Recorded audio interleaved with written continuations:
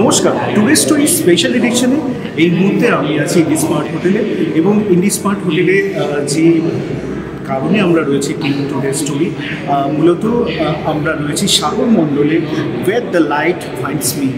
এটা একটি পোয়েমসের বুকস যেটা লঞ্চিং হলো আজকে এবং বিশিষ্ট মানুষেরা আজকে এই বই নিয়ে অনেক কথা বলবো। আসুন না আপনার হৃদয়ের কথা আজকে একটু শুনে নেওয়া যায়।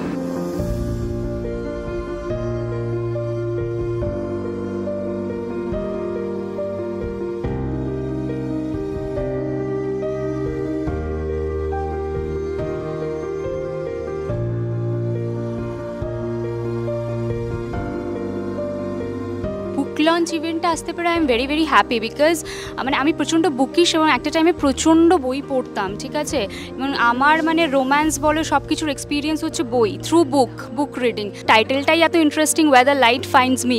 তো আশা করছি ভীষণ ভালো হবে and I am very excited and hopeful and of course I will read this book. Actually, I had a brief reading previously, so it connects so much with the real life. We have all grown up with heartbreaks. At that point of time, it was very difficult, to cope up. But now we take it as a lesson, so that we don't repeat the mistake again, and we grow ourselves as a person, evolve as a person. So that's how heartbreak plays a very important role in our lives. এমন কোনো মানুষ নেই যার লাইফে heartbreak হয়নি। প্রত্যেকটা মানুষের কোনো না কোনো জিনিস নিয়ে ডেফিনেটলি হয়েছে, বাট সেই জায়গাটা থেকে ওভারকাম করে বেরিয়ে আসা বা মুভ অন করে বেরিয়ে আসা ইজ ভেরি ইম্পর্টেন্ট আমি মনে করি। কারণ সেই জিনিসটাতে পড়ে থেকে তো লাভ নেই, নতুন করে জীবন শুরু করো, নতুনভাবে বাঁচতে শেখো, আমার মনে হয় সেটা। জীবন তো থেমে থাকবে না, জীবনের পরিবর্তন আছে, সেই পরিবর্তনের ভেসে যাচ্ছে যারা, সেই ভাষার মধ্যেও আমি নিজেকে রেকটিফাই করছি, কি ভুল করেছি, কি ঠিক করেছি, করেছি। আর এরকম একটা অনুষ্ঠান হওয়ার দরকার আছে, কারণ মানুষ তাতে সব বুঝতে পারবে, জানতে পারবে যে তার কোথায় গিয়ে সে দাঁড়াবে। সাফল্য ব্যর্থতা সব এর মধ্যেই লুকিয়ে আছে। ভাই বড় হোস না, প্রচুর চাপ। বড় হওয়ার সাথে সাথে দেখলাম ছোটোবেলায় যে মানুষগুলোকে ভালোবাসতাম তারা কেউ হারিয়ে গেছে। রং পেন্সিল হয়তো এখন রং পেন্সিল কেনার টাকা হলেও যাদের সঙ্গে রং পেন্সিল নিয়ে একসাথে ছবি আঁকার মজা ছিল সেই বন্ধুরা কেউ আজকে লন্ডনে থাকে, কেউ ব্যাঙ্গালোরে, কেউ পুনেতে, তাদের সঙ্গে তো বছরে কখনো একদিন দেখা হয়।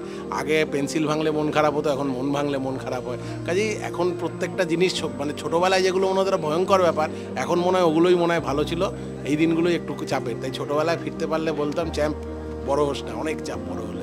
অ্যাকচুয়ালি আমরা যখন বড় হচ্ছিলাম বা যেভাবে সম্পর্কগুলো যেভাবে দেখতাম, এখন সম্পর্কের সংজ্ঞাটা ভীষণ পরিবর্তিত হয়ে গেছে।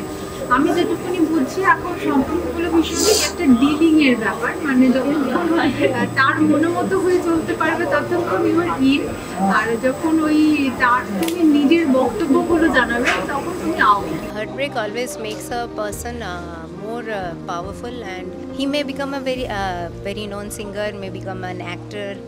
Means he or she can become excellent in his or her field after a heartbreak, but I feel.